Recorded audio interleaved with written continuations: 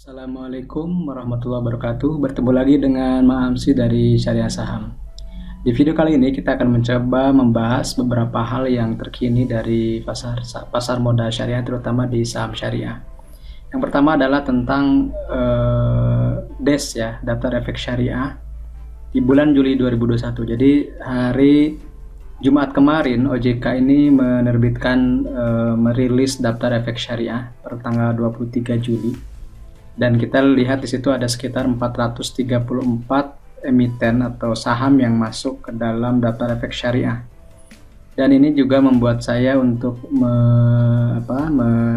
menganalisis mana yang keluar dan mana yang masuk. Ternyata yang masuk atau yang baru masuk itu ada sekitar 52 dan yang keluar ada 42. Jadi ada penambahan surplusnya 10 emiten yang masuk di daftar efek syariah per Juli 2021. Nah, teman-teman nanti boleh mendapatkan file Excel ini, nanti saya cantumkan linknya di deskripsi ya, teman-teman.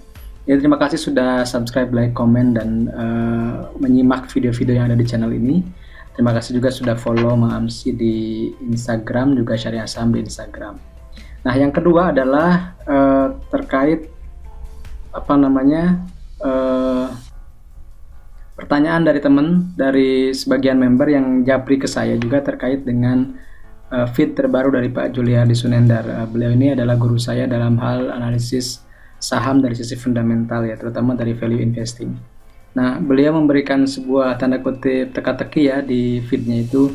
Misalnya saham ini angka dividennya besar, minimal 15%.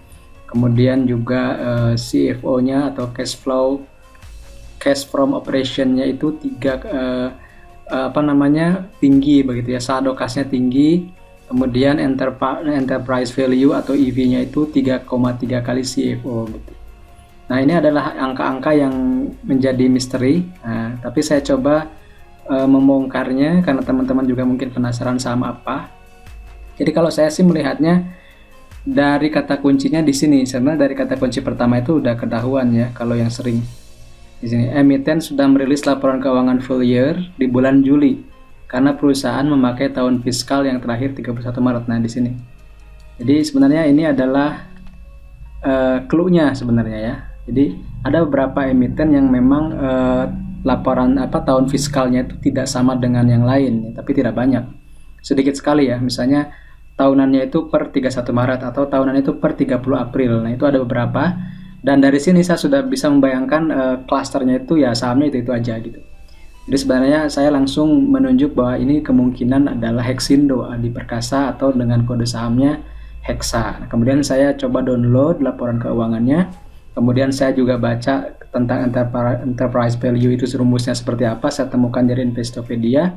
Kemudian saya buat di Excel-nya. Ya, Excel-nya saya download. Nah, ini karena satuannya dolar maka saya konversi dulu ya, satu dolarnya ke rupiah per laporan ini. Jadi di sini ada periode laporan keuangan tahunan, kemudian dari mulai April 2020 sampai 31 Maret 2021. Nah, ini ya, teman-teman boleh cek. Kemudian mata uangnya dolar, kursnya 14.572. Nah, dari sini data-data ini kita coba dapatkan, misalnya ada kas dan setara kasnya seperti ini. Kemudian juga ada cash flow from atau arus kas dari operasional ya, misalnya yang mana ya, di bawah ini jumlah arus kas bersih yang diperoleh dari aktivitas operasional. Nah, data-data ini saya masukkan ke sini teman-teman seperti biasa.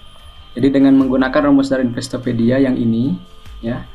Nah, saya masukkan harga terakhirnya 3480 barusan ya di grafiknya. Misalnya sahamnya 840 juta, maka market caps-nya itu sekitar 2,92 triliun. Kemudian total debt-nya nanti sudah kita dapatkan dari data sini di liabilitas ya.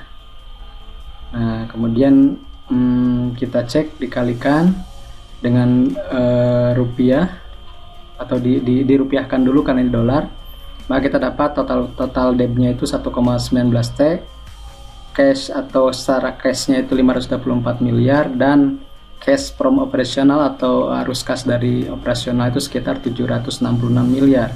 Kemudian untuk enterprise value kita pakai menggunakan rumus market cap yang ini ditambah total debt dikurangi cash dan setara cash ya. Jadi kita dapatkan sekitar 3,60-an T gitu. Kemudian untuk cash from operasionalnya itu sekitar 766 miliar. Maka kalau kita bagi enterprise value dibagi CFO atau cash from operational itu sekitar 4,7 kali. Kalau dari Pak JS menyebutnya 3,3 kali, mungkin saya yang salah hitung, tapi itu di kisarannya mirip-mirip lah, 3-4 gitu ya. Nah kemudian laba bersih tahun 2020 itu memang turun 33% dari 2019, dan ini juga ada di clue-nya teman-teman, coba cek ya, kita cek sini. Secara kas memang tidak ada masalah. Nah di sini dalam rilis laporan terakhir laba perusahaan turun 30%. Nah ini kan turun 30%. Kemudian kata kunci yang lain adalah dividend payout ratio-nya 80%. Maka kita cek benar gak 80% ya. Nah ini saya sudah buatkan dividen tahun kemarin 546. Dari mana Mang ini? Dari berita tahun yang lalu ya. Nah ini di sini ada 544 kalau di sini, tapi saya dapatkannya dari TradingView, itu dividennya 546. Jadi data-data itu saya himpun, kemudian saya masukkan ke sini, dan yieldnya memang benar di atas 15% atau sekitar 18%. Kemudian payout ratio-nya itu sekitar 80%, benar ya, seperti ini. Jadi dari hasil penelusuran saya di saham-saham yang tadi misteri itu, saya temukan bahwa ini adalah kemungkinan besar itu adalah saham Hexindo Adi Perkasa, karena laporan tahunannya per 31 Maret. Sebenarnya kata kuncinya dari sini sudah ketemu ya teman-teman. Nah laporan tahunan awal periodenya 1 April 2020, akhir periodenya 31 Maret 2021 ya. Jadi tanggal akhir tahun itu ada di 31 Maret. Nah ini menjadi kata kunci bahwa ini adalah Hexindo Adi Perkasa atau Hexa, dan memang dividennya besar setiap tahun ya. Teman-teman boleh cek juga di laporan tahunannya seperti ini. Ini ada ya dari sejak tahun 2000 berapa nih? 2015 sampai 2019 gitu. Kita bisa cek di situ setiap tahun, hampir setiap tahun mungkin dia bagi dividen ya. Saya belum memahami lebih lanjut lagi. Tapi kita bisa cek di sini data-datanya, laba perusahaannya setiap tahunnya gitu ya. Kemudian harga sahamnya ya di kisaran itu aja ya, sekitar paling rendah itu di 2000 pernah 1900 ya. Kemudian tertingginya sekitar 3.800. Jadi range-nya memang di situ-situ saja. Jadi kalau teman-teman ingin membeli saham ini, mungkin kalau ingin bagi dividen bisa cek di MA 200 aja di sini. Di 3000 berapa nih? 3400 ya. 3400 itu area sideway-nya di situ. Kita bisa cek di sini, ini yang terbaru nih, yang live ya. Nah, di sini kan di situ-situ aja ya gitu ya. Dan kalau kita lihat sejarah ke belakang, bagi dividennya itu, nah ini kelihatan ya, patah ini biasanya adalah 3 hari ARB biasanya ya.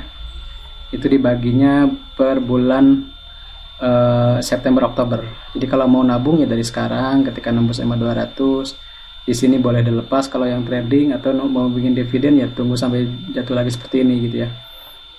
Jadi kalau mengandalkan dividen yield memang ini lumayan 15 sampai 18% sebagaimana kebanyakan saham-saham batubara juga yang dividennya lumayan besar. Itu saja mungkin dari saya, mudah-mudahan membantu teman-teman. Terima kasih juga buat Pak Juliardi, salam kenal, saya murid Bapak, saya baca buku-buku Bapak. Jadi ini teka-tekinya saya bantu pecahkan buat teman-teman. Terima kasih sudah memberikan insight yang menarik tentang saham ini. Semoga bermanfaat teman-teman. Terima kasih. Assalamualaikum warahmatullahi wabarakatuh. Saya Mang Amsi dari Syariah.